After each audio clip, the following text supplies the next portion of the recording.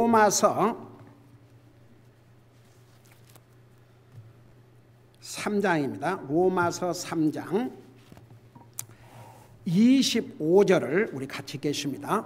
로마서 3장 25절 한 절을 같이 읽습니다. 같이 읽습니다. 시작. 그분을 하나님께서 그분의 피를 믿는 믿음을 통해 화의 헌물로 제시하셨으니 이것은 하나님께서 참으심을 통해 과거의 죄들을 사면하심에 관한 자신의 의의를 밝히 드러내려 하심이요. 아멘. 앉으시 바랍니다. 그동안 우리는 왜 하나님께서 이방인들을 심판하셔야 되고 왜 심지어는 유대인들, 하나님의 약속의 백성인 유대인들을 심판해야 되고 그 다음에는 유대인이고 이방인들이고 할 것 없이 온 인류를 심판하셔야 되는 그 이유를 우리 자세하게 공부했죠. 그 다음에는 이제 모든 사람들이 다 죄를 범해서 이제 하나님의 영광에 이르지 못했다고. 그러니까 우리는 이 상에 태어나면서 죄인의 몸으로 태어났고 결국 로마서 3장 23절 이게 이제 우리가 로만서 로드 그렇게 해서 로마서를 갖고 전도할 때 꼭 이 말씀을 사용하는데 모든 사람들이 죄를 범하였으므로 하나님의 영광에 이르지 못했다. 여기에 모든 사람은 여러분 성경에 나오는 위대한 하나님의 사람들 최초의 순교자 아벨로부터 시작해서 죽음을 맛보지 않고 하늘나라에 들림받은 에녹 그리고 노아 홍수 때에 유일하게 살아남은 오직 여러분 그 노아의 가족들도요 노아 홍수를 거치면서 구원받았어요. 성경에 보면 의인 노아 한 사람뿐이 없어요. 근데 한 가지는요 그 세 자녀들과 며느리들과 와이프가 아직 구원을 못 받았지만 아버지의 말에 100% 순종을 했어요. 그러니까 이게 그 가정에서 리더인 아버지에게 순종해가지고 절대 손해볼 일이 없다는 거. 여러분 세상에 하나님 알지 못한 부모도 아버지도 자식들에게 잘 되라 그러지 자식들에게 못된 것을 하라고 그러겠습니까? 하물며 크리스찬 아버지면 어떻게 하겠습니까? 그래서 참 놀라운 것은요. 하루 이틀도 아니고 120년 동안을 아버지가 아버지가 남편이 시아버지가 무슨 배를 바다에서 짓는 게 아니고 저 산꼭대기에서 짓는데 그 와이프, 세 아들, 세 며느리들이 다 순종을 했어요. 성경 어디에도 도리어 세상은 그를 비웃었지만 그리고 세상이 비웃을 아니라 그 자기들한테 야 너희 아빠 이거 안 된 거 아니야? 그 너희들은 뭐냐? 그 며느리들 쳐들어 야 너희 시아버지 야 배를 바닷가에서 짓는 거 아니고 산에서 그 뭐 한 거냐? 얼마나 조롱을 받았겠습니까? 근데 성경 어디에도 그 가족은 한 사람도 노아에게 불순종하지 않았습니다. 그 결과는 뭐입니까? 이제 신약 성경 베드로 후서인가 보면 그 노아 외에도 그 식구가 다 의인이 됐다고 그랬어요. 그래서 어떻든 간에 그런 그 노아조차도 그 다음에 믿음의 조상 중에 조상을 할 수 있는 아브라함과 이삭과 야곱도 다 똑같은 죄인들입니다. 그래서 이 신약 성경 로마서에서 모든 사람이라서 모든 사람이 죄를 범하였음에 근데 보세요. 이게 참 의미가 굉장히 중요해요. 영어 성거로 보면 for all have sinned. 그러니까 모든 사람이 죄인 됐다 그 말은 자기가 죄를 범했다 그 말입니다. all have sinned. 자기가 죄를 범했다 말입니다. 그러니까 죄의 속성 때문에만 죄인이 아니고 그 죄의 속성 때문에 죄를 범했다고 그랬어요. 한 사람도 예외 없이. 그러니까 보세요. 아브라함이 그런 믿음의 조상 아브라함도 그 이집트로 내려가면서 이 기근이 들어서 도저히 그 살 수가 없으니까 이집트로 내려갔는데 바로 자기 아내가 굉장히 예뻤어요. 그러니까 사라가 그 나이에도 엄청난 미인이었던 것 같아요. 그러니까 그 바로 왕과 그 통치자들을 두려워한 나머지 자기 아내를 누이라고 그랬죠. 근데 사실 완전 거짓말은 아닙니다. 형제의 그 딸이니까 그때는 그렇게 친족끼리 결혼을 했어요. 그렇지만 사실 아내지 않습니까? 근데 왜 그런 것을 성경에 기록을 했느냐? 이 세상에 완전한 사람은 한 사람도 없다는 것을. 그래서 아브라함 역시 그런 두려워하는 마음, 그런 약점을 가지고 있었습니다. 이삭도 마찬가지고 야곱도 마찬가지고 다 그랬음에도 불구하고 그들이 구원받은 것은 하나님을 향한 그 믿음 때문에.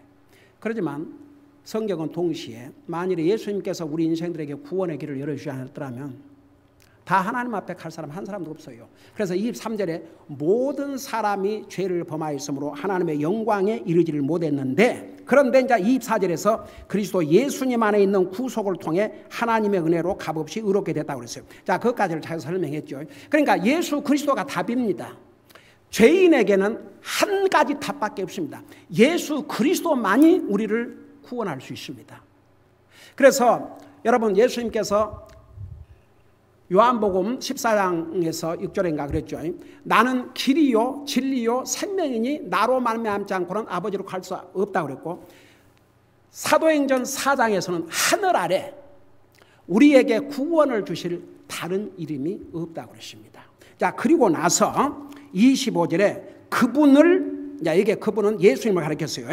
하나님께서 그분의 피를 믿는 믿음을 통한 화의 헌물로 제시하셨으니, 그래서 이제 이 화의 헌물에 대해서 이제 우리 공부 좀 하겠습니다.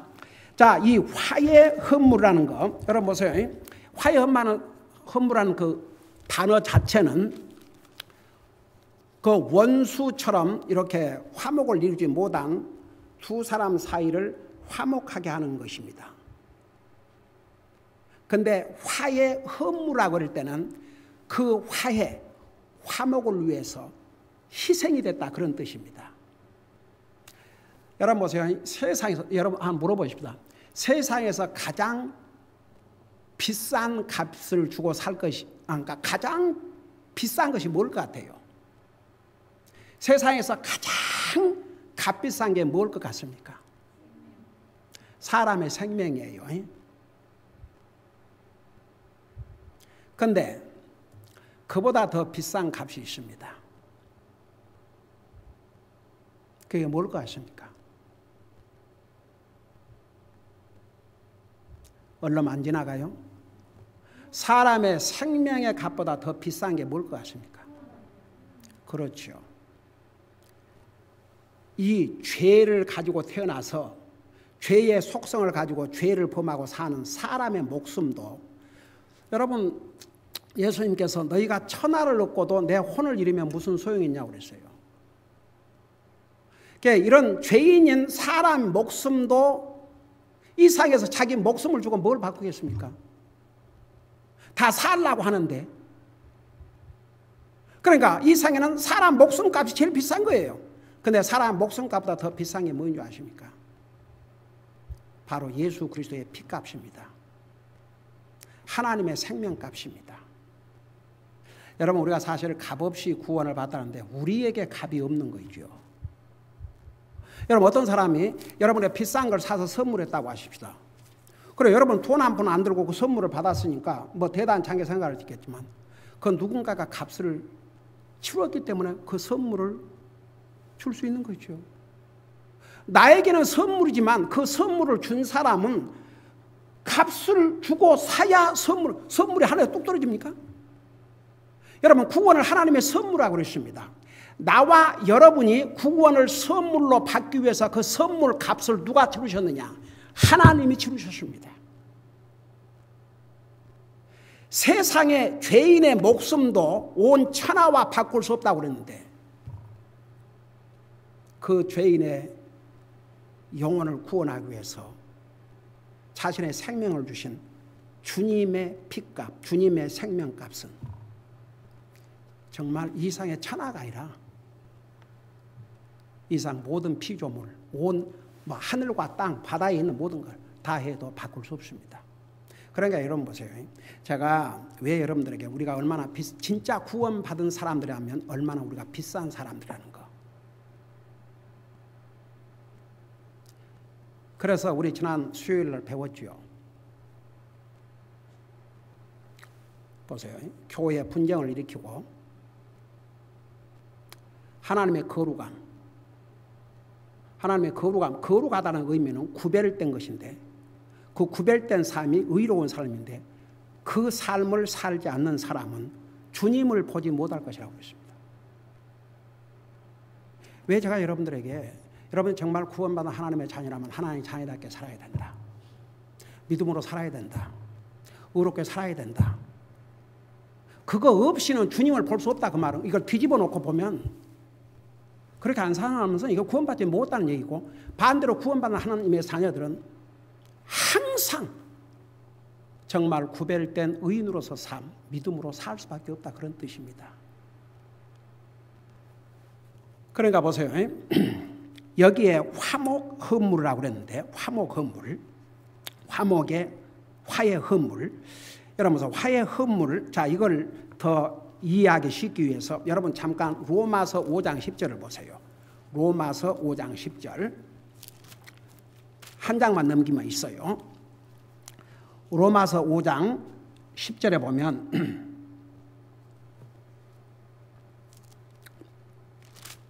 두 장 넘겨야 되네. 자, 로마서 5장 9절부터 보십시다. 9절 10절. 그러면 이제 우리가 그분의 피로 말미암아 의롭게 되었은즉 더욱더 그분을 통해 진노로부터 구원을 받으리니 10절 보세요. 아주 중요합니다. 이는 우리가 원수였을 때에 하나님과 우리가 구원받기 전에는 원수였습니다. 원수. 지금도 구원받지 못한 사람은 위치적으로 하나님과 원수 관계에 있습니다. 원수. 여러분 원수 관계 이건 참 정말 이 사람과 원수가 돼도 이거 참 보통 힘든 일이 아닌데 우리 사람이 하나님과 원수 관계에 있다. 여러분 사람과의 원수 관계에서 어떤 한쪽이 싸워서 이길 수가 있고 복수를 할 수 있고 원수를 갚을 수도 있고 원수를 죽여버릴 수도 있지만 하나님과 사람과의 사이는 달립니다. 전능하신 하나님을 대적해서 이길 이 세상에 어떤 사람이 있겠습니까? 근데 우리가 하나님과 구원받기 전에는 원수 관계에 있었습니다. 그래서 우리가 원수였을 때에 하나님의 아들의 죽음으로 말미암아 하나님과 화해하게 되었을진데 화해하게 된 자로서 더욱더 그분의 생명으로 말미암아 구원을 받을 것이기 때문이라. 자, 그래서 보세요. 이 성경에 하나님께서 우리를 구원하시되 값없이 우리를 구원하신 게 아니고 값을 치르고 우리를 구원하셨는데 그 값에 대해서 세 가지로 표현하고 있습니다. 첫째는 화목헌물이라는 표현을 썼고 그 다음에는 피라는 단어를 썼고 그 다음에 세 번째는 구속이라는 단어를 썼습니다. 이 세 가지는 서로 바꿀 수 없는 그러니까 예를 들어서 화해 헌물할 때 피를 뺄 수 없습니다. 피는 화해 헌물의 핵심입니다. 그 다음에 구속이란 말, 그건 진짜 값을 치르고 산 것인데 그 어느 한 가지 의미를 다른 것을 빼놓고 생각할 수가 없습니다. 그래서 여러분 보세요. 여러분과 내가 정말 구원받은 하나님의 자녀일지 이제 잘 들어봐요. 우리가 어떤 값을 치르고 우리가 구속받은 줄 아십니까? 제가 이걸 더 자세하게 설명하기 전에 심지어 성경에 이런 표현을 썼어요. 잠깐 고린도전서 6장을 보세요. 고린도전서 6장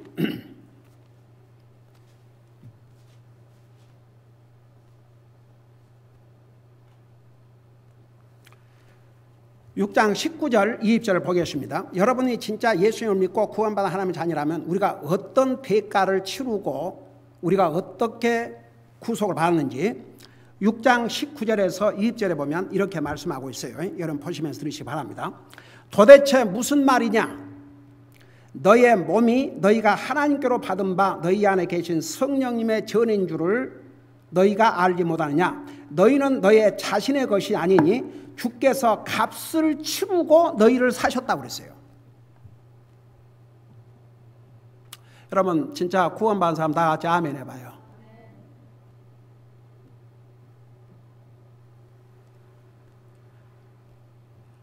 여러분 진짜 구원받아 하나님 자녀가 됐다면 예수님께서 값을 치르셨기 때문에. 그러면 여러분 누구의 것이에요? 여러분이 어디 가서 돈을 주고 샀는데 그걸 샀으면 그건 누구 것이에요? 물건을 산 사람 것이죠. 여러분이 어디 가에 가서 돈을 주고 사고 나오니까 어떤 사람이 그걸 뺏어간다. 그건 도적질하는 거죠. 자기 거 아니에요. 한번 상식적으로 생각해 봐요. 내가 돈을 주고 샀는데 그건 당연히 내가 가져야 되고 내가 원하는 용도로 사용할 권리가 있어요. 그거 아무도 그거 뺏어갈 수 없습니다.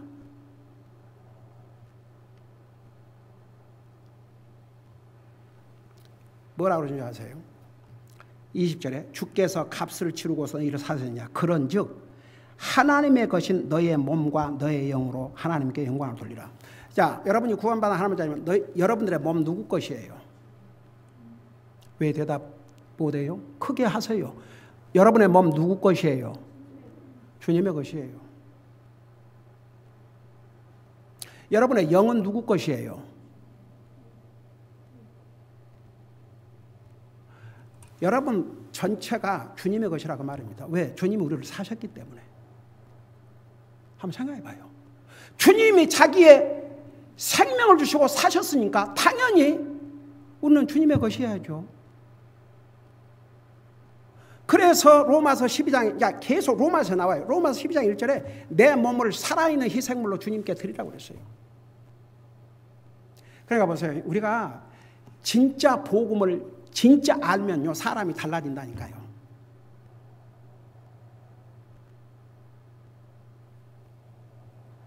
여러분, 저는요, 이런 사람을 봤어요.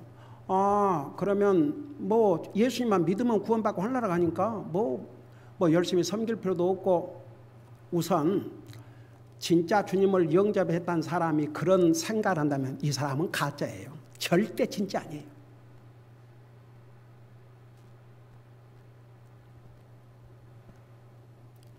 어떻게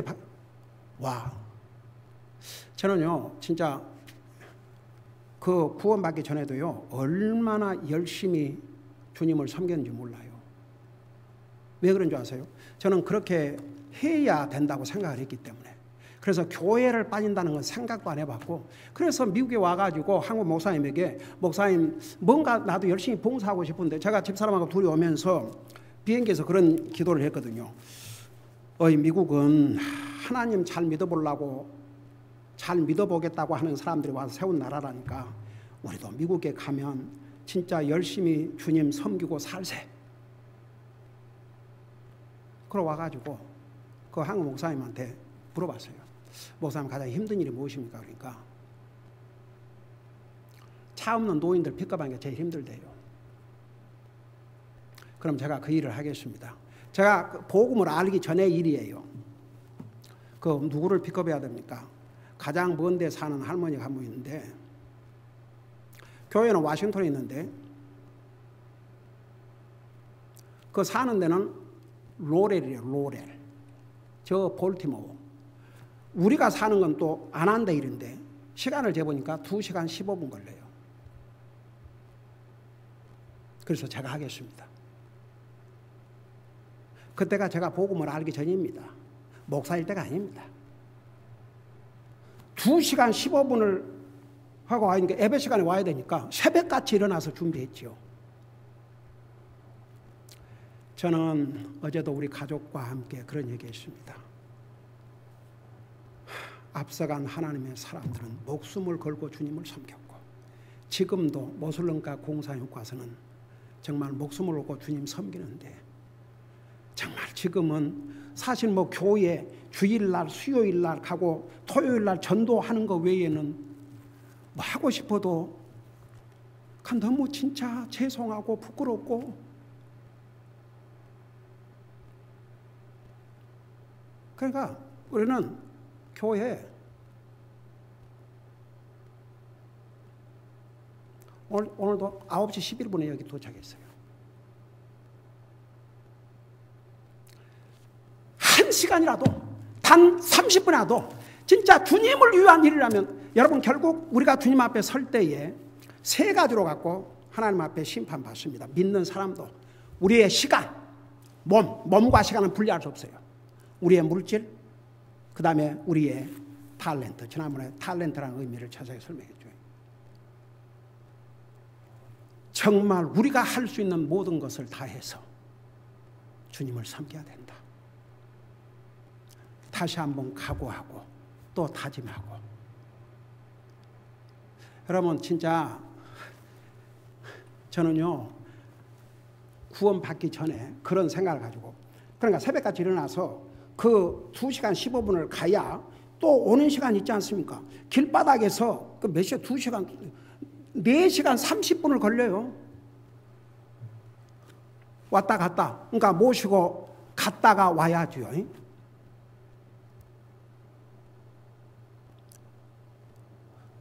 원웨이가 1시간 15분이어서 오케이. 그래야 말이 맞네. 1시간 15분. 그러니까 갔다 오니까 2시간 15분. 또 오후에 모시다 드리고 다시 오니까 2시간 15분. 그러니까 하루에 4시간 30분을 길바닥에 있었습니다.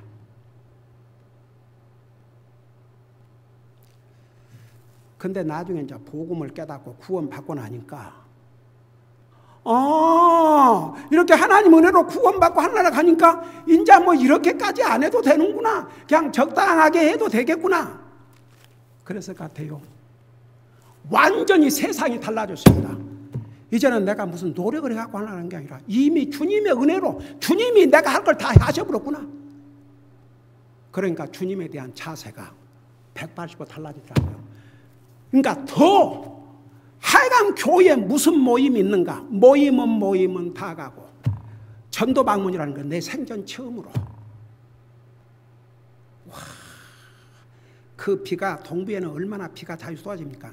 그 비가 억수같이 쏟아지는데도 세상에 목요일 날 갔더니 아예 우산을 다 준비해 놓고, 그렇게 정말. 그리고 뭐 토요일 날은 또 교회 청소가 있으니까 발렌티오라. 그러고 토요일 날 또 갔지요. 세상에 얼마나 많은 성도들이 와가지고 그냥 교회 사방들을 청소하고, 밖에 청소, 안에 청소. 그냥 그래서 얘기했지 않습니까? 전에도. 그래갖고 그 화장실을 내가 맡았는데, 저는 어렸을 때 피부가 약해갖고 냄새가 나면 막 토했어요. 교회가 크다 보니까 화장실도 컸어요. 그걸 다 청소하고 집에 가는데, 내가 기분에 더러운 게를 청소하고 나니까 도리어 마음은 더 깨끗해진 것 같더라고요. 나도 주님을 위해서 뭔가를 할 수 있다는 이 마음속에 그러니까 저는 복음을 깨닫고 나니까 이러니까 뭐 적당하게 이제는 뭐 어차피 하늘나라 이래도 가고 저래도 가니까 뭐 애쓰고 할 필요 없구나. 여러분 진짜 구원받은 하나님의 자녀는 그런 생각이 들 수가 없어요. 왜? 그 속에 하나님의 영이 그렇게 인도하지 않아요. 그러면 앞서간 여러분, 예수님의 12제자가 왔다 갔다 했어요. 예수님이 도리어 살아계실 때. 그러니까 예수님이 이제 잡혀서 가니까 어떻게 했어요? 부인하고 했잖아요. 근데 부활하신 예수님을 만나고 나서 그들이 완전히 주님과의 관계를 하고 나니까 그들이 적당하게 이제는 뭐 따놓은 당상 하늘나라 가니까 뭐 꼭 그래서요. 다 목숨을 버렸습니다. 여러분 정말 구원받은 하나님의 자녀의 하트는 달라지게 되어 있습니다. 영적으로 업앤다운이 있을 수 있습니다. 낙심할 수도 있습니다. 좌절할 때도 있습니다. 연약할 때도 있습니다. 분명히 그런 때가 있습니다. 사탄의 시험 때문에. 그러지만 정말 그것을 이기고 승리해야 됩니다. 그것이 우리의 몫입니다. 제가 얼마 전에 그 며칠 전에 적을 두려워하지 말라고. 우리에겐 적이 있습니다. 여러분 보세요. 그래서 구원받은 하나님의 자녀는요, 생각과 자세가 달라지게 돼 있어요. 주님 일이라 그러면 달라지게 돼 있어요. 제가 왜 우리 새 아이들에게 날마다 기도하고 그걸 가르친 거 아니? 너희들에게 내가 줄 수 있는 유산이 그거이고 언젠가는 우리가 주님 앞에 선다. 이 땅에서 주님을 섬길 수 있는 유일한 기회가 지금이다. 너희들에게 가장 소중하고 가장 중요한 일이 주님 섬기는 일, 순간도 잠시도 찰나도. 저는 우리 새 아이들에게 뭐 돈을 물려줄 것이 있겠으면 뭐가 있겠습니까? 우리 지난번에 신명기 6장에서 여러분 배웠지요. 내 자녀들에게 가리키되 와, 앉아있을 때나 일어설 때나 누워있을 때나 길을 걸을 때나 와, 문설주에다가 손목에다가 하나님 말씀을 기록해서 항상 자녀들이 볼 수 있도록.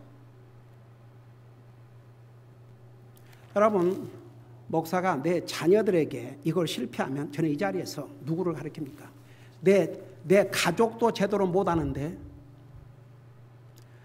내 자식 가운데 한 자식이라도 주님을 소홀히 섬기거나 삶의 우선이 바꿔지면 저는 목회 못합니다.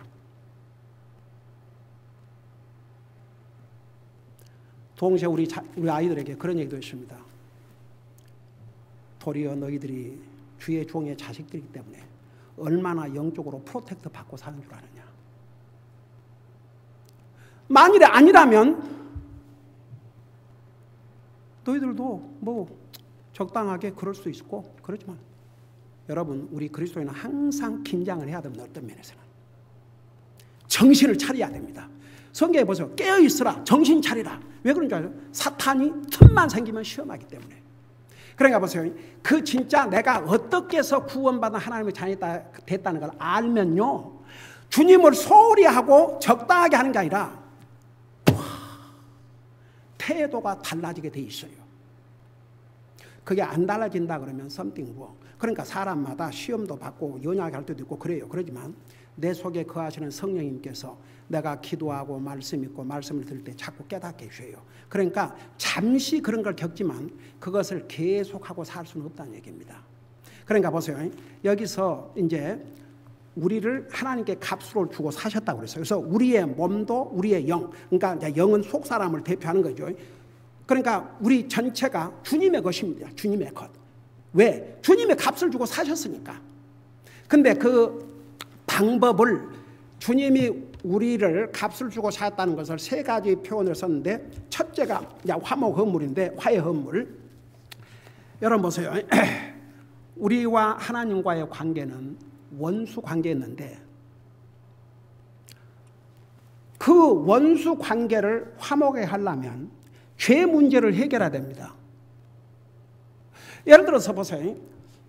부부가 문제가 생겼다 그러면 꼭 남편도 아내도 똑같이 잘못을 해야 문제가 생긴 게 아니에요. 한쪽만 뭐 잘못하면 이제 문제가 생깁니다. 불화가 되죠. 그걸 화목케 하려면 그 화목을 깬 사람이 그걸 바꿔야 됩니다. 그래야 화목이 됩니다. 부모 자식 간에도 마찬가지입니다. 형제 간에도 마찬가지고 뭐 친구끼리도 마찬가지고. 그러니까 이 두 사람이 인보를 보내면 두 사람이 다 잘못해야 화목이 깨진 게 아니고 한쪽만 잘못하면 화목이 깨져요. 남편이 잘못을 하면 아내와 불화가 생기고, 아내가 잘못하면 남편과 불화가 생기고, 부모가 잘못하면 자식과 불화가 생기고, 자식이 잘못하면 부모와 불화가 생기고 그래요. 그러니까 해결을 해야 됩니다. 하나님과 우리가 왜 원수가 되냐 그러면 죄 때문에 죄. 그러니까 이 죄 문제를 해결해야 되는데 그 죄 문제를 우리가 해결하려면 죽어서 지옥 가는 것밖에 없어요. 그러니까 영원히 하나님과 원수 관계를 해결을 못하는 거죠. 근데 그 길을 하나님께 주셨어요. 예수 그리스도를 통해서. 그러니까 예수님께서 왜 죽으셔야 되냐 그러면 보세요. 우리가 죄인이 되는데 죄의 값은 죽음이거든요.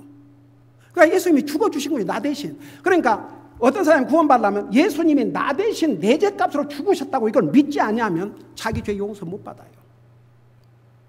그래서 우리 예수님께서 왜 자기 자신의 생명을 주었냐 그러면 원수가 된 하나님과의 관계를 다시 화목하기 위해서. 그래서 여기서는 화의 헌물이라고 그랬습니다. 희생의 헌물인데 자기 자신을 주셨으니까. 희생이라는 것은 이제 자신을 옛날 구약시대 때는 희생물이 짐승을 전부 죽였지 않습니까? 실제 예수님도 피 흘리고 죽으셨어요. 나와 여러분과의 원수가 된 관계를 화목하기 위해서. 자, 그 다음에 두 번째는 피입니다. 피. 자, 25절을 다시 보세요. 로마서 25절, 3장 25절을 보세요. 로마서 3장 25절에 보니까 그분을, 예수님을 하나님께서 그분의 피를 믿는 믿음을 통한, 여러분 보세요. 이 피는 대가, 값을 의미했습니다. 구약시대 때의 피는 뭐를 나타낸다고 그랬어요? 피는 생명. 그러니까 피와 생명은 분리할 수가 없습니다. 피는 생명입니다. 여러분 보세요. 우리의 몸에 피가 한번 빠져나간다고 생각해봐요. 그럼 죽어요. 어떤 사람이 부상을 입고 피를 너무 많이 흘리면 그거 수혈을 받지 아니하면 죽습니다. 피는 대가, 값을 의미했습니다. 그래서 보세요. 우리 예수님께서 십자가에 돌아가시는 방법이 여러 가지가 있었는데 어떤 방법으로 돌아가셨어요? 십자가에서 돌아가셨고 그 다음에 무엇을 흘리고 돌아가셨다 그랬어요? 피를 흘리고 돌아가셨다 그랬어요. 여러분 구약시대 때 짐승을 죽일 때 피를 흘렸다고 그랬어요. 그게 구약시대 때의 짐승의 피를 흘려서 죄를 속죄받게 한 것은 앞으로 완전하신 속죄물이신 예수님이 이 땅에 오실 것을 그림자로 보여준 사건이었습니다. 우리 그동안 수요일날 참 하나님 은혜로 구약성경 레위기를 다 공부하면서 이 히브리서를 공부하기 때문에 하고 있었기 때문에 얼마나 도움이 됐습니까? 그래서 히브리서 다 설명했지 않습니까? 그래서 구약시대 때의 짐승은 완전한 희생물이 아니고 일시적이었다고 그랬어요.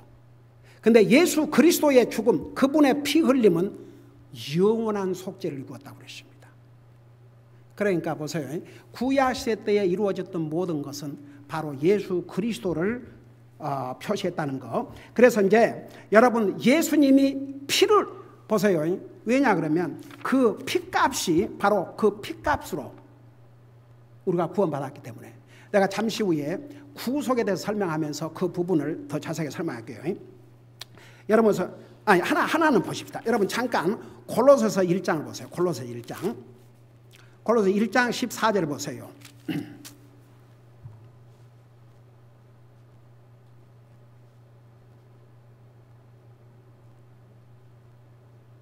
자, 거기 보니까 뭐라 했어요? 그분 안에서, 우리 예수님 안에서 우리가 그분의 피를 통해, 예수님의 피를 통해 구속, 곧 죄들의 용서를 받았도다. 그래서 예수님의 피 흘리심을 우리가 믿어야 내 죄를 용서받는다 얘기입니다. 자, 그걸 생각하면서 이걸로 마무리하십시다. 다시 로마서 3장 25절 보세요. 그래서 그분을 하나님께서 그분의 피를 믿는 믿음을 통해서, 그러니까 봐요. 우리가 예수님을 믿지요. 예수님을 믿는데 예수님이 피 흘리신 것을 믿어야 됩니다. 왜냐하면 그 피로 우리를 구속하셨다고 그랬습니다. 성경에는요 여러 군데서 그 피로, 그 피로, 그 피로, 그 피로. 여러분 보세요. 우리의 외모의 모습, 우리의 육체는 물과 비누로 씻을 수 있어요. 그러나 우리 속 사람이 지은 죄는 예수 그리스도의 피가 아니고는 씻을 길이 없습니다. 그래서 그분의 피, 그 피로 우리를 구속, 죄 용서를 받았다고 그랬습니다. 그래서 이제 여기에 피를 믿으라고 했어요. 피. 그러니까 우리 주님께서 나와 여러분을 구원하기 위해서 대가를 주셨는데 첫째는 그 값을 치렀다는 것을 화의 헌물로 표현했고 그 다음에 피로 표현했고 그 다음에 이제 구속이라는 단어를 사용하셨는데 이 구속이라는 의미는 내가 다음 주에 자세히 설명하겠습니다만 한마디로 말하면 팔린 것을 돈을 주고 되산다 그런 뜻입니다. 여러분, 우리는 죄로 말미암아 사탄의 권세 아래, 그래서 성경은 믿지 않는 자들을 어둠의 자식이라고 그랬어요. 그래서 우리가 죄를 가지고 태어났기 때문에 사탄의 권세 아래, 어둠의 권세 아래, 어둠의 자녀들로 팔렸습니다. 그런데 그 주님께서 값을 지불하시고 자신의 생명의 값을 지불하시고 우리를 다시 사셨거든요. 그래서 이제 구속이란 말을 영어로 redemption, buyback, 죄에 팔린 우리를 하나님께서, 그래서 죄의 노예가 된 우리를 하나님께서 우리를 사셔서 자유롭게 해주셨다, 그런 뜻입니다. 그러니까 여러분,